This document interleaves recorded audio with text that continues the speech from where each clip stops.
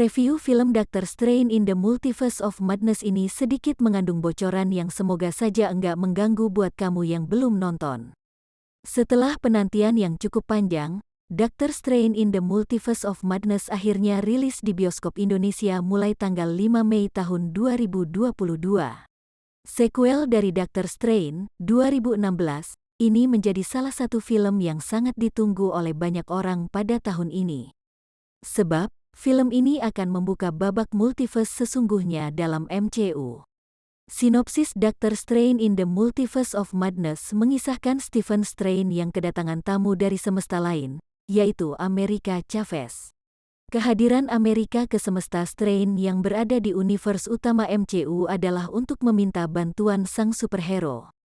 Pasalnya, ada sesosok iblis yang memburu America Chavez demi bisa mendapatkan kekuatan berpindah multiverse milik sang cewek. Film ini adalah sequel dari beberapa proyek MCU sebelumnya, yaitu Doctor Strange, 2016, serial WandaVision, 2021, dan Spider-Man, No Way Home, 2021. Jadi, pembangunan konflik dalam Multiverse of Madness sebenarnya sudah terjadi pada sejumlah proyek tersebut.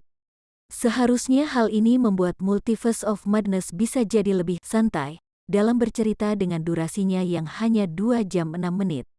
Namun, kenyataannya proses penceritaan justru terkesan terburu-buru seolah mengejar durasinya yang terbilang cukup pendek untuk sebuah film MCU. Hal ini bisa kamu lihat dari konflik dari seolah tak ada jedanya sepanjang film. Bahkan, sejak 20 menit pertamanya, langsung ada 2 adegan pertarungan yang berkaitan dengan konflik utama dari filmnya.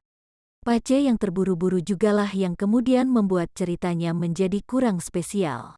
Hal ini karena elemen kejutan hanya terkesan numpang lewat saja, justru tak terlalu ikut terlibat dalam konflik utamanya. Terlebih, beberapa elemen kejutan tersebut sering kita lihat dalam trailer ataupun video promosi Doctor Strange in the Multiverse of Madness yang begitu gencar.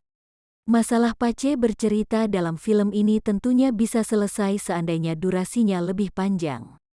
Apalagi, kabarnya versi awal dari Doctor Strange in the Multiverse of Madness kabarnya memang memiliki durasi sekitar 2 jam 40 menit. Pada 2020, Marvel Studios resmi menunjuk Sam Raimi sebagai sutradara Multiverse of Madness menggantikan Scott Derrickson. Raimi terkenal sebagai sutradara spesialis horor yang juga sempat menggarap trilogi Spider-Man versi Tobey Maguire. Raimi pun hampir selalu memasukkan elemen horor ke film garapannya, termasuk trilogi Spider-Man yang punya genre superhero. Nah, elemen horor khas Sam Raimi juga sangat terasa di sepanjang film.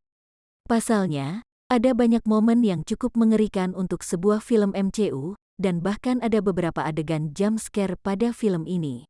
Selain itu, Raimi juga menyelipkan ciri khas shot dan editingnya yang terbilang cukup komikal, seperti momen close-up yang super dekat hingga montase adegan yang ditampilkan secara cepat.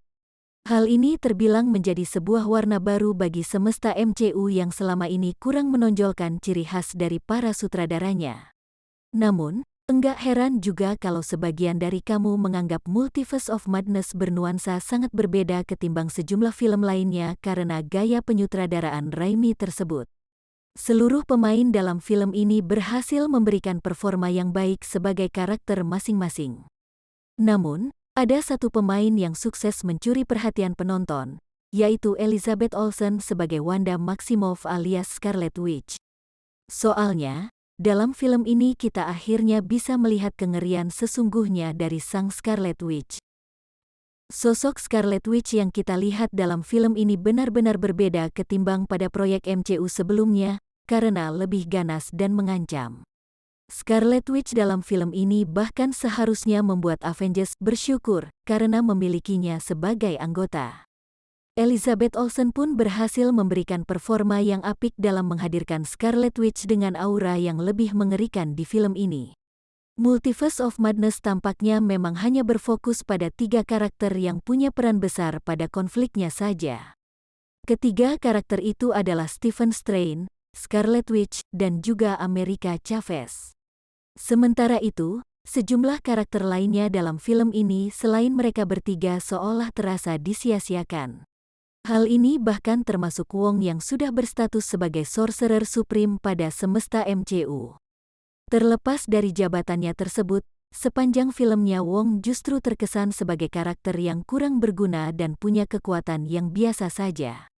Bahkan jauh di bawah Strain. Padahal, dalam sejumlah proyek MCU sebelumnya Wong terkesan sebagai Master of Mystic Arts yang cerdas.